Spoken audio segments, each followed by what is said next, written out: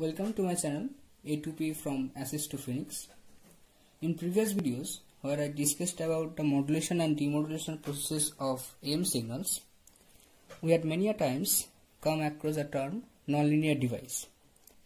Now today in this video we will actually learn what is this nonlinear device is and what does it do. But before discussing nonlinear device, let us first learn linear and nonlinear circuits.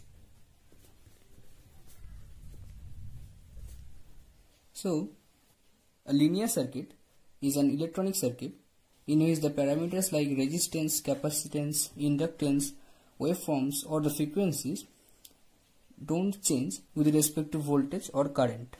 And the voltage to current graph looks like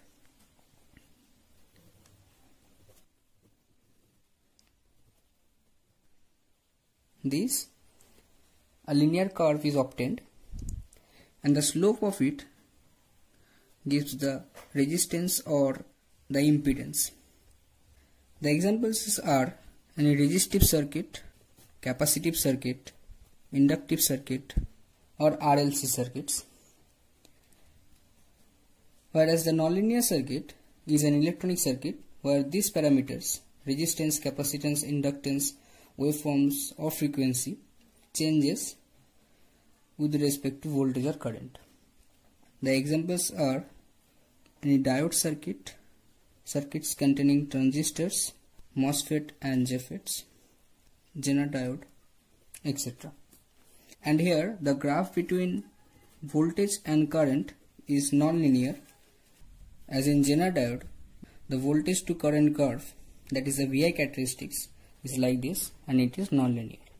Here frequency means the frequency of the applied signal that you are applying. It may be voltage or current. Let us limit our discussions on the frequency only. Suppose the signal that you are applying is Vm cos omega mt. When this signal is applied to a linear device, the output will be V cos omega mt. That is, the frequency will not change, though the amplitude may change or may not change. So V may or may not be equals to Vm. Again, if we apply a signal Vc cos omega ct, then the output of the linear device will be again V cos omega ct. The frequency will not change, whereas the amplitude may or may not change. Now if we apply this product signal to this linear device, then the output will contain the addition and subtraction of frequencies, whereas the voltage will again be same or different. But if we apply these signals through a nonlinear device, suppose the signal is Vm sin omega mt, then the output will contain signals with frequencies of omega m and multiplications of omega m. Similarly, if we apply Vc sin omega ct, then it will result in formation of signals consisting of frequency omega c or multiples of omega c. And again, if we apply both signals like this through this nonlinear device, the signals we will get will have these frequencies. So signals of various frequencies will be obtained at the output, and this is for nonlinear devices. The general equation of a linear device is, suppose the output is yt and it will be a constant multiplied with xt, where this is the output and this is the input. Again, it may be yt equals to a plus b into xt, where a and b are constants and this is output and this is input. So these are the general equations of output of a linear device.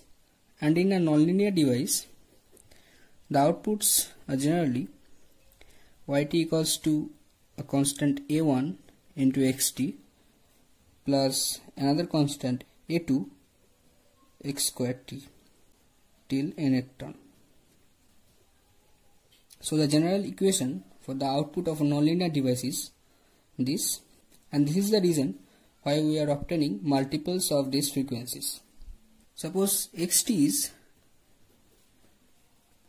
Vm cos omega mt. When this signal is passed through a linear device, according to this, we will have yt equals to Avm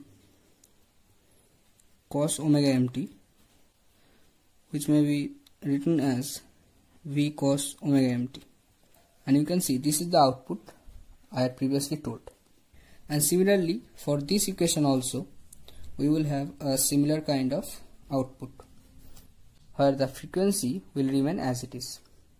Now when this signal is passed through a nonlinear device, say xt is Vm cos omega mt, so yt will be A1 Vm cos omega mt plus A2 Vm square cos square omega mt till nth term. Let us neglect the terms after this square term. So we will have A1 Vm cos omega mt plus A2 Vm square cos square omega mt will be half into 1 plus cos 2 omega mt, and you can see we have obtained frequencies of omega m and 2 omega m here. And if we use the other terms along with these two, then we will obtain other multiples of frequencies as well.